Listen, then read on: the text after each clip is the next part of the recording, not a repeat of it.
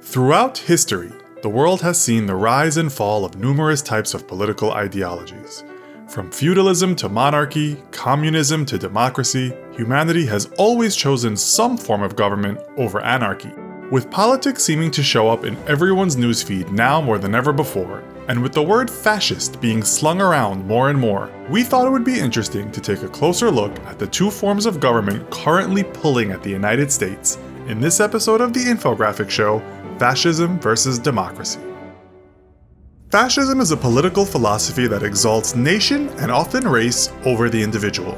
The term is derived from the Latin fasces, which is a bound bundle of wooden rods, often including an axe with its blade emerging, an obvious symbol of power. Fascism is usually coupled with a centralized autocratic government headed by a dictatorial leader that typically imposes severe social and economic regimentation, along with the forceful suppression of any opposition. Similar to socialism, the economic regimentation of fascism is a big pillar of the ideology. However, the two differ in that socialism seeks direct totalitarian control of the economic process, while fascism seeks similar control, but more indirectly. Socialism would do things like nationalize property explicitly and abolish market relations outright, while fascism would require property to be used for the good of the nation, but still allow for it to be owned privately, leaving the appearance of market relations while manipulating the market behind the scenes. On the other hand, democracy, which literally means ruled by the people, is a political system in which all members have an equivalent access to power. Democracy is looked at as one of the oldest political systems on Earth. While modern-day democracies are quite a bit more complex, scientists believe that simple forms of democracy known as tribalism, or primitive democracy, could have existed for thousands of years. The origins for a more complex form of democracy is often thought to have originated around the turn of the 5th century BC with the Greeks in ancient Athens. The term democracy actually derives from the Greek word demos, which means people.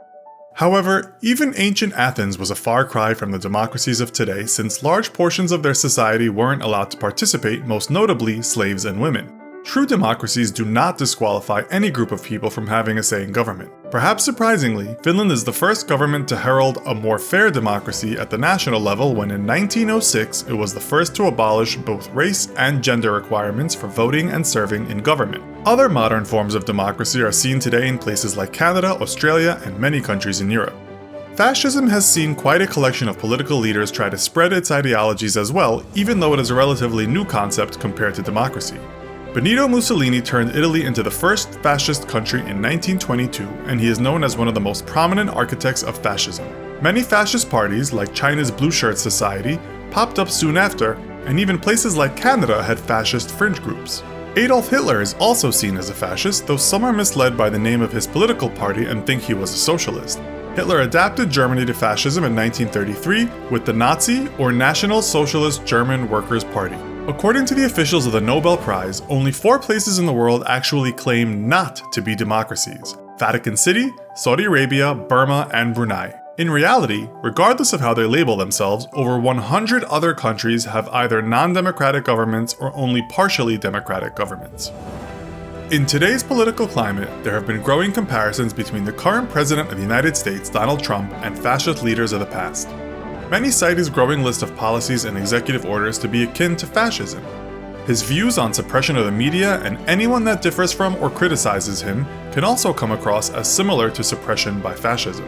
Also, his Muslim ban, his promise to build a wall on the Mexican border, his seemingly sexist views on women, and his choice of cabinet picks rife with conflicts of interest all lead many to believe that America just elected its first fascist. Comparisons of the Trump regime to fascism is upsetting to many people because they feel the democracy of the US is being threatened.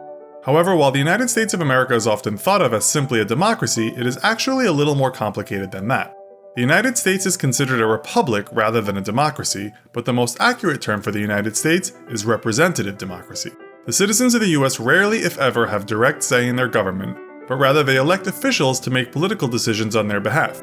While this is hardly as firm as the grip of fascism, it is a little different than a direct democracy. Differing forms of government have risen and fallen, and will probably continue to do so for the foreseeable future. Do you think fascism can ever rise again? And if so, could it be a suitable form of government in today's society? Let us know in the comments below. And if you would like a quick daily comparison in your feed, follow us on Twitter, Facebook, or Instagram. Come on, you know you want to. Follow us now. Links can be found in the description of our video. As always, don't forget to give this video a like and make sure to subscribe so you can keep up with our show.